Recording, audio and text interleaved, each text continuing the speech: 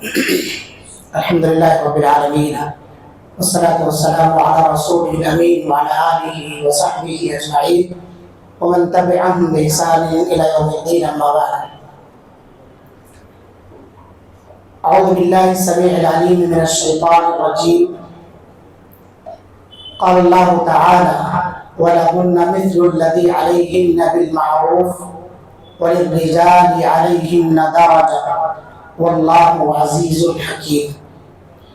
وقال النبي صلى الله عليه وسلم: الدنيا كلها متاع وخير متاع الدنيا المرأة الصالحة. اللہ تعالیٰ نے ارشاد فرمایا ہے، جس طرح سے تمہارا حق ہے اسی طرح سے تمہارے اوپر عورتوں کے بھی حقوق عائد ہوتے.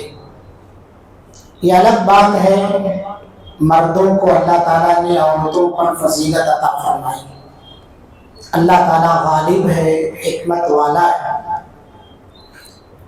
نبی صلی اللہ علیہ وسلم نے حدیث کے اندر بیان فرمایا: دنیا کلھا متاع، دنیا کی پوری چیز برتنے کی ہے، استعمال کرنے کی، لیکن ان تمام برتنے والی، استعمال کی جانے والی چیزوں میں سے نیک اور صالحہ عورت، المرأۃ الصالحہ. یہ آیت کریمہ اور حدیث مبارکہ پڑھنے کا جو مقصد ہے وہ یہ ہے،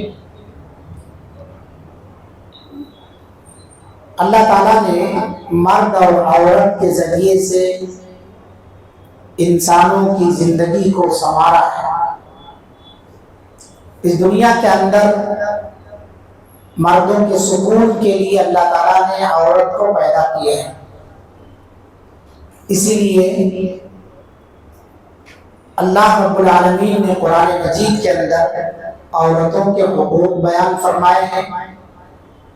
اس کی فطرت میں اللہ تعالیٰ نے ایک نازکی رکھی ہے، ایک لچک رکھی ہے، اور عورتوں کو بھی حکم دیا ہے کہ وہ اپنے شوہروں کی اطاعت اور فرما برداری کریں. نبی صلی اللہ علیہ وسلم نے حدیث کے اندر بیان فرمایا: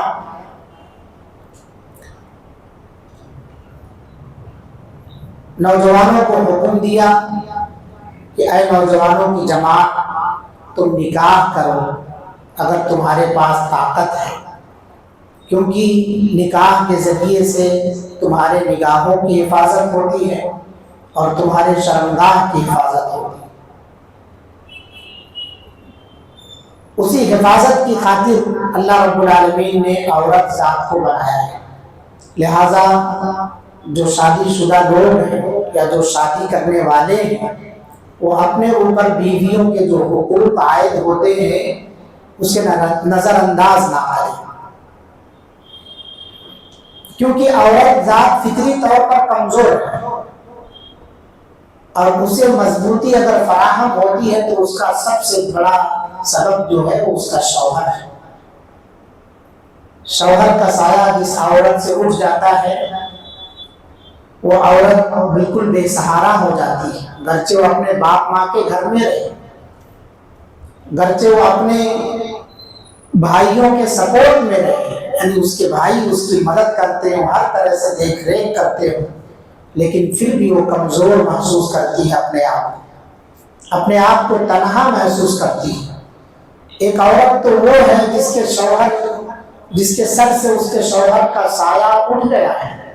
ایک عورت وہ ہے کہ اس کا شوہر موجود ہوتے ہوئے بھی ایسے محسوس کراتا ہے کہ وہ گھر میں ہے ہی نہیں. اور اس کی سب سے بڑی وجہ ہے اس دور میں موبائل کا فتنہ ہے. شوہر ساتھ میں ہے لیکن پتہ نہیں چلنے دیتا ہے کہ گھر میں میں موجود ہوں.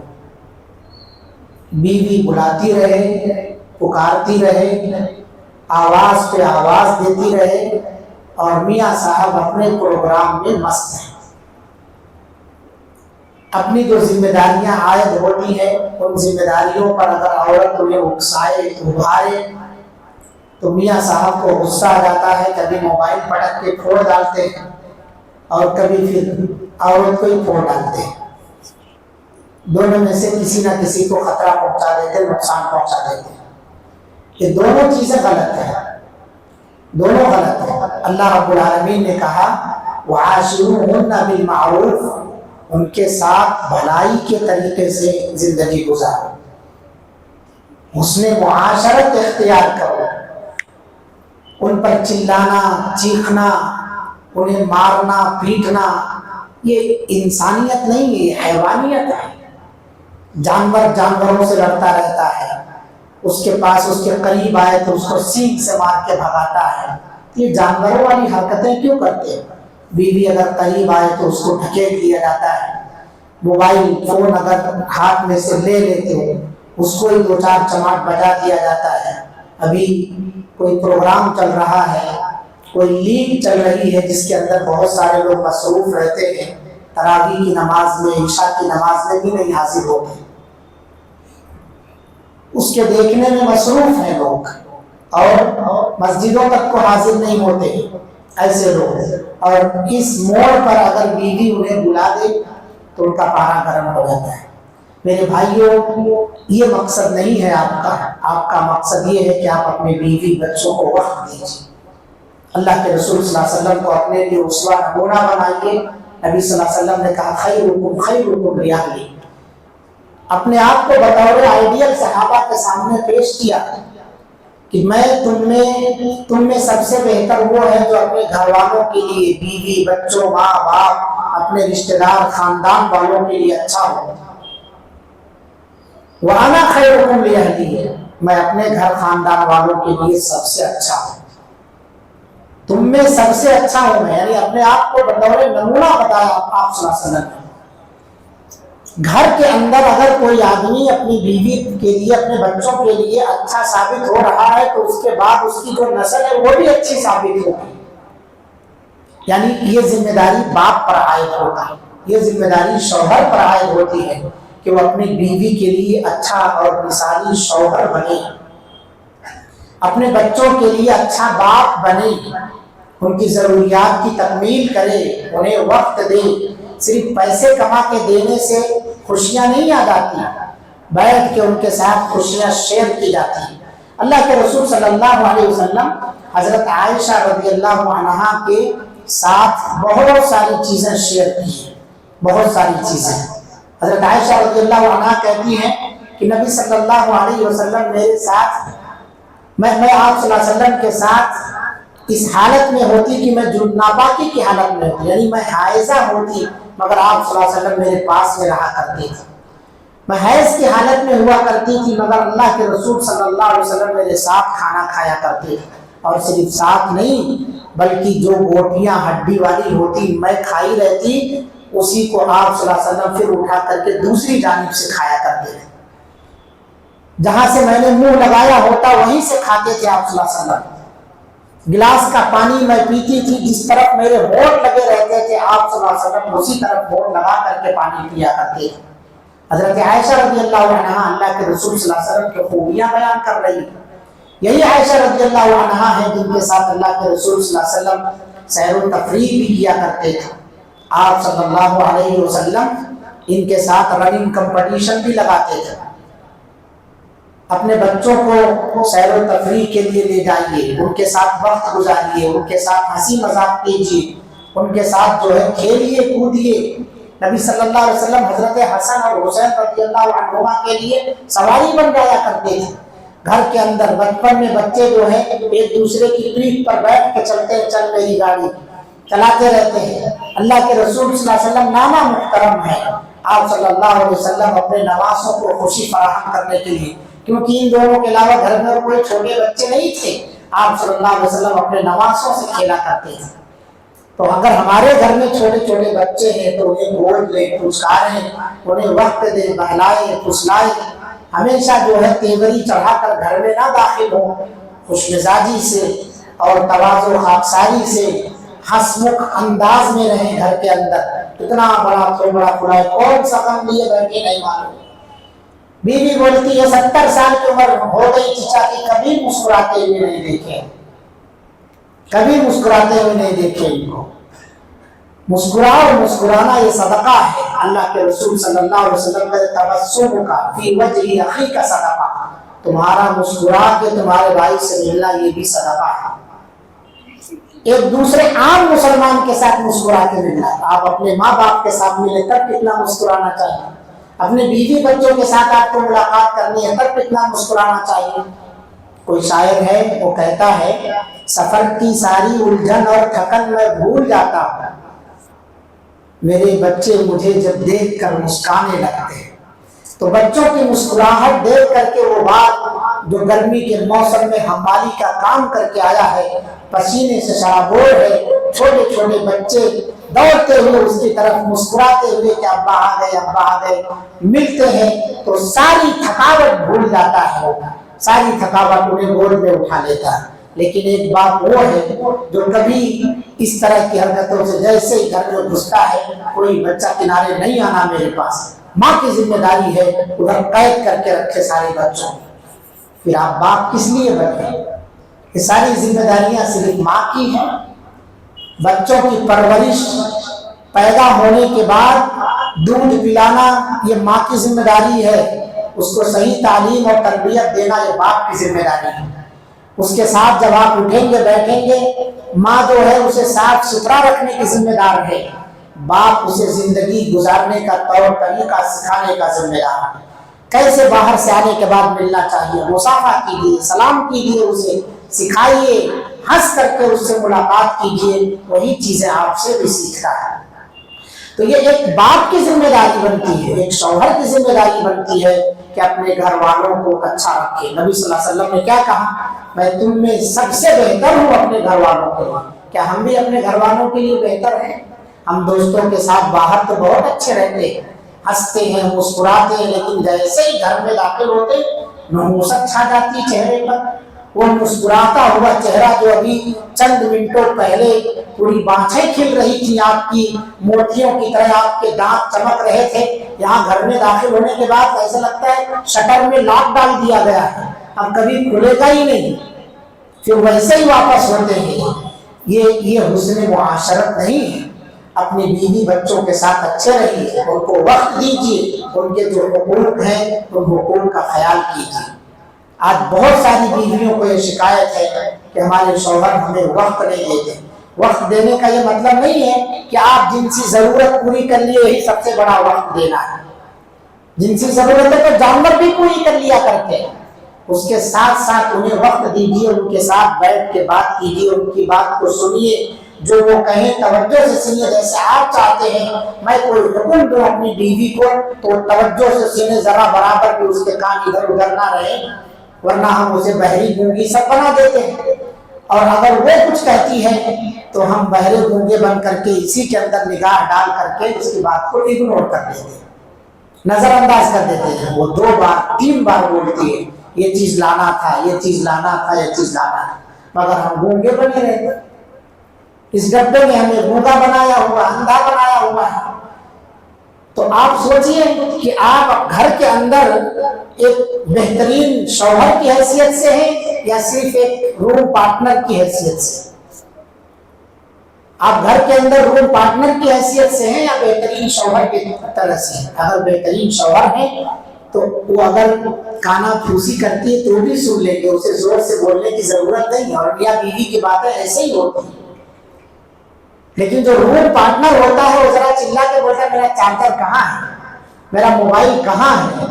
اور میاں بیوی والا معاملہ کیسا رہتا ہے؟ میاں بیوی والا معاملہ ایسا رہتا ہے کہ وہ اشارے کنارے میں ساری باتیں کر لیتے ہیں, اور یہاں جھنجھوڑا جاتا ہے تب بھی میاں کو احساس نہیں ہوتا ہے کہ مجھے کہا جا رہا ہے.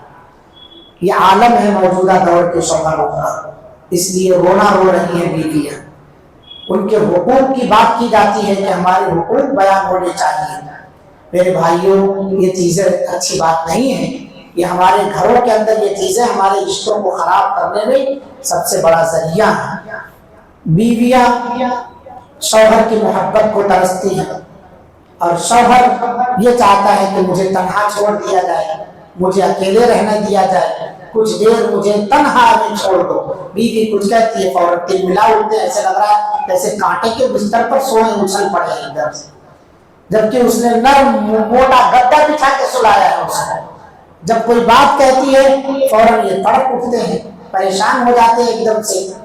تو یہ مزاج نہیں ہونا چاہیے. ہمارا مزاج گھر کے اندر ایسا رہے کہ ہاں بیوی کو صرف میری ضرورت نہیں ہے، ہمیں بھی بیوی کی ضرورت ہے، ہمیں بھی بیوی کی ضرورت ہے، یہ احساس کرنا چاہیے. اور صرف ضرورت ہی نہیں بلکہ یہ بتانا چاہیے کہ تم ہماری زندگی کا ایک اہم حصہ ہو، تمہارے بغیر ہمارے گھر کی رونق نہیں ہے. ان بچوں کے چہروں پر جو مسکراہٹ ہے کہ اسی بیوی کے ذریعے سے ہے. اگر وہی بیوی روٹھ جاتی ہے تو ان بچوں کے ہاتھ میں جوٹھا نہیں لگتا ہے. وہی بیوی روٹھ جاتی ہے تو یہ بچے صاف ستھرے کپڑے نہیں پہن پاتے ہیں. وہی بیوی روٹھ جاتی ہے تو ہمارا بھی سارا نظام درہم برہم ہو جاتا ہے. ہمیں آفس جانا ہو، ہمیں کہیں باہر نکلنا ہو تو جو ضرورت کی چیزیں ہمیں لے جانی ہے، رکھنی ہے، وہ اس کے رکھنے میں ہم جو ہے منتشر ہو جاتے ہیں. اس لیے اللہ تعالیٰ نے کہا وَعَاشِرُوهُنَّ بِالْمَعْرُوفِ، ان کے ساتھ خیر و بھلائی کا معاملہ کرو، حسن معاشرت کے ساتھ ان کے ساتھ زندگی گزر بسر کرو. بالمعروف، معروف کس کو کہا جاتا ہے؟ یعنی جو اس کی ضرورت ہے وہ تمام ضرورتیں پوری کرو. صرف لباس کی ضرورت، کھانے کی ضرورت نہیں، محبت کی بھی ضرورت ہے، اس کے ساتھ وقت دینے کی بھی ضرورت ہے. آج یہ سب سے بڑا المیہ ہے کہ ہمارا نوجوان اپنی بیویوں کو وقت نہیں دیتا ہے. ہمارے گھروں کے جو لوگ ہیں وہ اپنی بیویوں کو وقت نہیں دیتے. باہر گھنٹہ پھریں گے مگر یہاں گھر کے اندر آتے ہی سب سے پہلے تو گونگے بہرے بن جاتے ہیں، خاموشی چھا جاتی ہے، ہنس مکھی جو چہرے کی وہ غائب رہتی ہے، تیوری چڑھا کر داخل ہوتے ہیں اور اس کے بعد کچھ کہا جائے تو بات بات پر غصہ ہو جاتے ہیں. اس کے بعد پھر وہ ادھر منہ کر کے سو گئی، ادھر منہ کر کے سو گئی. رات بھر ایسے رشتے پر فرشتے لعنت برساتے ہیں.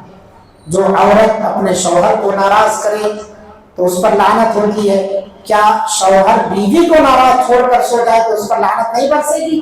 اس پر بھی لعنت برس دیجیے. انصاف کا تقاضا ہے. آپ ناراض کر دیں بیوی کو اور وہ ناراضگی کے عالم میں ایسی رات بھر سو جائے تو آپ پر بھی فرشتے لعنت کرتے ہیں. آپ اللہ کی رحمت سے محروم ہیں، بدنصیب ہیں ایسے لوگ. لہٰذا اللہ کے رسول صلی اللہ علیہ وسلم نے جو اصول ہمیں بتائے ہیں وہ اصول کے مطابق ہمیں زندگی گزارنا چاہیے.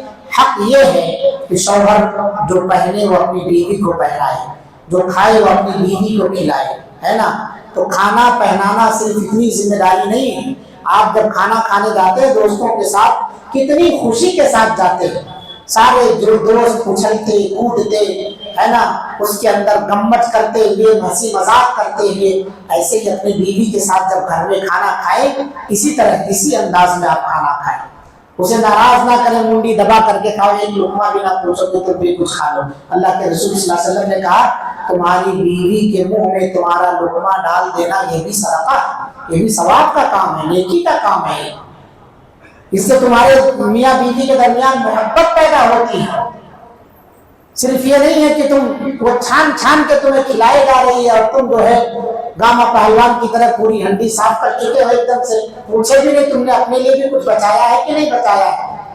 مہمان آ گئے تو ساری چیزیں گھسیٹ کر کے دسترخوان پر لے آؤ، تمہارے لیے بھی گھر میں کچھ بچا ہے کہ نہیں بچا ہے. آپ شریک حیات ہیں، پارٹنر ہے نا اس کی زندگی کے، تو پارٹنر اپنے پارٹنر کا خیال کرتا ہے ہر چیز میں. اللہ کے رسول صلی اللہ علیہ وسلم نے کہا اپنی بیوی کے منہ میں لقمہ ڈالو یہ بھی صدقہ ہے. ہم ان کے منہ میں لقمے کھلانے کے عادی ہو گئے. شادی بیاہ ہونے کے بعد بیوی کے وہ لقمے کھلانا بھول جاتے ہیں کہ اس کو تو زیادہ کھلانا چاہیے، اس پر تو ثواب ہے، وہاں تو گناہ کا کام تھا مگر وہاں کیے جا رہے تھے، یہاں چھوڑ دیا جا رہا ہے، ترک کر دیا جا رہا ہے. اللہ کے رسول صلی اللہ علیہ وسلم کو اپنا آئیڈیل بنائیے، اس سلسلے میں رہنما بنائیے. نبی صلی اللہ علیہ وسلم حضرت عائشہ رضی اللہ عنہا کے پلیٹ میں بوٹیاں چن چن کے ایسا رکھا کرتے ہیں اور آپ صلی اللہ علیہ وسلم اپنی بیویوں کے اوپر خرچ کرنے کے بارے میں بیان فرمائے. 1 دینار ہے جو آپ جہاد کے لیے خرچ کر رہے ہیں، 1 دینار ہے کسی غریب پر مسکین پر خرچ کر رہے ہیں، 1 دینار ہے کسی اور پر خرچ کر رہے ہیں، لیکن 1 دینار جو آپ اپنی بیوی پر خرچ کر رہے ہیں ان تمام خرچوں سے بہتر خرچہ ہے، بہتر خرچہ ہے، کیونکہ آپ کا حق ہے اس کے اوپر خرچ کرنے کا. اس لیے بیویوں پر خرچ کرنے میں بخیل نہ واقع ہو، کنجوس نہ بنو، فضول خرچ بھی نہ بنو. یہ بھی ہے فضول خرچ بھی نہ بنو، لیکن ایسا بھی نہ ہو کہ ان کی ضرورتیں تک پوری نہ کرو۔ ایسے بھی بہت سارے لوگ اپنی امی کے یہاں سے منگا لو پڑتے، اپنے ماں کے یہاں فون کر کے منگوا لو یہ چیز چاہیے، تو شادی پھر کیوں کرے آپ؟ جب مرتے دم تک ماں ہی ذمہ دار رہے، باپ ہی ذمہ دار رہے، آپ شوہر ہیں، آپ کی ذمہ داری ہے اپنے بیوی بچوں کے خرچے اٹھانے کا، نان نفقہ یہ بیوی کا حق، اس کے لیے اچھا گھر فراہم کرنا، کمائی کرنا، کما کر کے اسے رہائش عطا کرنا، یہ شوہر کا حق بنتا ہے کہ اسے اچھے گھر کے اندر رکھے، ایسی جگہ رکھے کہ اس کی عزت و آبرو محفوظ رہے۔ اللہ کے رسول صلی اللہ علیہ وسلم نے کہا بیویوں کے چہروں پر نہ مارو، اگر کبھی نوبت پڑ گئی تو ان کے چہرے پر نہ مارو، انہیں گالی گلوچ نہ بچو، ولا تقبح برا بھلا نہ کرو، ولا تہجر الا فی البیت انہیں ہاتھ پکڑ کے گھسیٹ کے گھر سے باہر نہ کرو، گھر کے اندر رہو، کبھی کچھ انبن ہو گئی تو گھر کی بات گھر کے اندر ہی حل کر لو۔ لوگوں کے سامنے لوگ بہت سارے ایسے جاہل قسم کے لوگ ہیں، گھسیٹتے ہوئے پوری بالکنی میں لے کر کے سیڑھیوں سے گھسیٹ کر کے لے کے جاتے ہیں، ایسے لگتا ہے کہ اس بیوی سے کوئی کام نہیں ہے، کوئی مطلب ہی نہیں ہے، جانوروں جیسا اس سے بھی بدتر سلوک کیا جاتا ہے۔ جانور بھی رحم کرتا ہے جانور پر، لیکن یہ انسان ہے، اسی سے اس کے بچے ہیں، اسی سے اس کی زندگی کی رونق ہے، اسی سے اس کی زندگی کی خوشی ہے، مگر اسی بیوی کے ساتھ یہ جانور والا سلوک، بدسلوکی بالکل عام ہوتے جا رہی معاشرے کے اندر۔ عزت دو اپنی بیویوں کو، عزت دو۔ اللہ کے رسول صلی اللہ علیہ وسلم نے کہا اکمل المؤمنین ایمانا احسنهم خلقا، مومنوں میں سب سے کامل ترین مومن وہ ہے جس کے اخلاق اعلیٰ، جس کے اخلاق بہتر ہو۔ خیارکم لنسائہم، تم میں سب سے بہتر اخلاق والا وہ ہے جو اپنی بیویوں کے لیے، اپنی عورتوں کے لیے بہتر ہو۔ تو آپ اپنی عورتوں کے لیے بہتر ثابت ہونے کی کوشش کریں۔ آپ کو اللہ نے درجہ دیا ہے، فضیلت والا درجہ عطا فرمایا ہے، لیکن آپ اس فضیلت کا غلط فائدہ نہ اٹھاؤ کہ اسے ارے چورے سے بات کرو، یا اسی طرح سے اس کو جو ہے بھری محفل کے اندر ذلیل کرو۔ جب آپ کے رشتہ دار اکٹھا ہو جائیں تو اسے ایسے انداز سے بلاؤ یا آواز دو کہ اس کو تکلیف ہو، نہیں، بھری محفل میں اس کی تعریف کرو، اپنے رشتہ داروں کے سامنے اس کی عزت کیا کرو، تاکہ لوگ آپ کے رشتہ دار بھی اس کی عزت کریں۔ وہ آپ کی عزت ہے، آپ کے سر کا تاج ہے، وہ آپ کے سر کا تاج ہے، وہ تاج ہٹ گیا تو پھر آپ کی کوئی عزت نہیں رہے گی۔ یہ جو صاف ستھرے لباس پہنے گھوم رہے ہو، یہ ماں کسی کی بیوی ہے نا، جو آپ کو پہنا رہی ہے صاف ستھرا کر کے، اگر اس کی عزت ہم نہیں کریں گے تو پھر ہماری بھی عزت نہیں رہے گی۔ اسی لیے علامہ اقبال نے کہا تھا وجود زن سے ہے تصویر کائنات میں رنگ، اس دنیا کے اندر اللہ رب العالمین نے جو زینت بنائی ہے وہ عورت کے ذریعے سے بنائی ہے۔ اسی لیے اللہ تعالیٰ نے کہا ہن لباس لکم وانتم لباس لہن، تم ان کے لباس ہو وہ تمہارے لباس ہے۔ اور لباس کا کام کیا ہے؟ ہم کس لیے پہنتے ہیں؟ تاکہ خوبصورت نظر آئے۔ دوسرا مقصد کیا ہے لباس کا؟ تاکہ ہمارے جسم کے اندر جو کچھ بھی عیب ہے، تھوڑا پھنسی داغ دھبا، وہ سب چھپا رہے۔ تو میاں بیوی کی زندگی ایسے ہونی چاہیے کہ ایک دوسرے کے لیے اسمارٹ بن کر کے رہے، ایک دوسرے کے لیے میک اپ کریں، ایک دوسرے کے لیے حسین بن کر کے رہے۔ ہماری چاہت ہوتی کہ صرف بیویاں جب ہم گھر میں پہنچے تو میک اپ لیے بیٹھی رہیں، نہیں۔ عبداللہ ابن عباس کہتے ہیں رضی اللہ عنہما، مردوں کو بھی عورتوں کے لیے سجنا چاہیے، اپنی بیویوں کے لیے سجنا چاہیے۔ صرف بیویاں ہی نہیں، مردوں کو بھی چاہیے کہ وہ اپنی بیویوں کے لیے سجے سنوریں۔ عورتوں کا تو حق ہے ہی ہے، عورت کو چاہیے کہ وہ اپنے شوہر کے لیے بن سنور کر تیار رہے، لیکن شوہر کو بھی چاہیے کہ جو آپ اپنے لیے پسند کر رہے ہیں وہ دوسرے کے لیے بھی پسند کرو۔ آپ چاہ رہے ہیں کہ آپ کی بیوی بالکل تیار رہے تو آپ بھی اس کے لیے تیار رہیں۔ تو آپ میاں بیوی ہیں، دونوں ایک دوسرے کے لیے زینت ہیں۔ دوسرا یہ ہے کہ آپ ایک دوسرے کے رازدار ہیں، رازدار ہیں۔ یہ کپڑا عیبوں کو چھپا رہا ہے، رازداری کر رہا ہے، آپ کے راز پر جو ہے پردہ ڈال رہا ہے یہ کپڑا۔ تو میاں بیوی آپس کی جو باتیں ہیں وہ باہر ایک دوسرے کو ذلیل کرنے کے لیے شیئر نہ کریں۔ موجودہ دور میں فون کا زمانہ ہے، اکثر باتیں بیٹیاں اپنے ماؤں کو شیئر کرتے رہتی ہیں، اس وجہ سے یہاں گھر سدھرتا نہیں ہے، خراب ہو جاتا ہے۔ اور ایسے بہت سارے جو مماز بوائے ہیں یہ بھی ہر بات جا کر کے اپنے ماں کو شیئر کرتے رہتے ہیں، اپنے رشتہ داروں کو شیئر کرتے رہتے ہیں، اس کی وجہ سے اس کی بیوی کی عزت اس گھر کے اندر کچھ بھی نہیں رہ جاتی۔ تو ہونا یہ چاہیے کہ جو راز کی باتیں ہیں وہ راز میں رہیں، آپ دونوں کے جو درمیان کی باتیں وہ آپ ہی دونوں کے درمیان رہیں، وہ باہر نہ جانے پائے۔ تو آپ کی عزت ہے بیوی، اس لیے آپ بھی عزت کریں اور عزت سے رکھیں، اس کے سال بھر میں جو حقوق ہوتے ہیں کھانے کپڑے کا، نان نفقے کا، رہائش کا، وہ مکمل طور سے ادا کریں۔ اور اسی طرح سے ایک اہم جو حق ہے کہ آپ اس کی دینی تعلیم تربیت کریں، اس کے دین سے جوڑیں اسے، اگر اس کو دین سے ناواقف نہیں ہے تو اسے واقف کرائیں، ایسی محفلوں کے اندر شریک کریں، جمعہ کے خطبات میں، صبح شام کے دروس، ورنہ بہت سارے جو ہے چینلز یوٹیوب کے اندر آتے ہیں علماء کے الحمدللہ مشہور عالم دین ہیں، ان سب کے بیانات سنوائیں گھر کے اندر، کوئی ایک وقت متعین کرے دین سے، اگر دیندار بنائیں گے آپ تو یہ آپ کے بچے سدھر سکتے ہیں، ورنہ دیندار المرأۃ الصالحہ کسے کہا گیا؟ دیندار عورت کو کہا گیا۔ لہٰذا چاہیے یہ کہ ہم ان تمام چیزوں میں اپنی بیویوں کی مدد کریں، نیک کاموں میں ان کا تعاون کریں۔ وہ ہم سے اجازت مانگتی ہیں کہ مسجد میں جائیں گے درس سننے کے لیے، اجازت دیجیے، وہ سن کے آئے گی، سیکھ کے آئے گی، آپ کے تعلق سے بات ہوگی کہ آج کے درس میں جو ہے شوہر کے حقوق بیان کیے گئے، بیوی کے حقوق بیان کیے گئے، اس کے اندر کوئی کوتاہی ہے تو اس کو دور کر کے اپنے آپ کو بہتر بنائے گی، انشاءاللہ بہتر بیوی ثابت ہوگی، بہتر بہو ثابت ہوگی، بہتر بیٹی ثابت ہوگی۔ تو عورتوں کو تعلیم دیجیے، گھر کی بچیوں کو تعلیم دیجیے، اس عورت کو تعلیم دینے سے اس کی بیٹیاں سدھریں گے، اس کے بچے سدھریں گے، آپ کے حقوق کا زیادہ خیال رکھا جائے گا۔ اس لیے درخواست یہ کی جاتی ہے کہ آپ کے اوپر جو حقوق عائد ہوتے ہیں ان حقوق کا خیال رکھیں بحیثیت شوہر۔ اللہ سے دعا ہے اللہ رب العالمین ہم تمام لوگوں کو اپنے اپنی ذمہ داری اور حقوق کی ادائیگی کی توفیق عطا فرمائے۔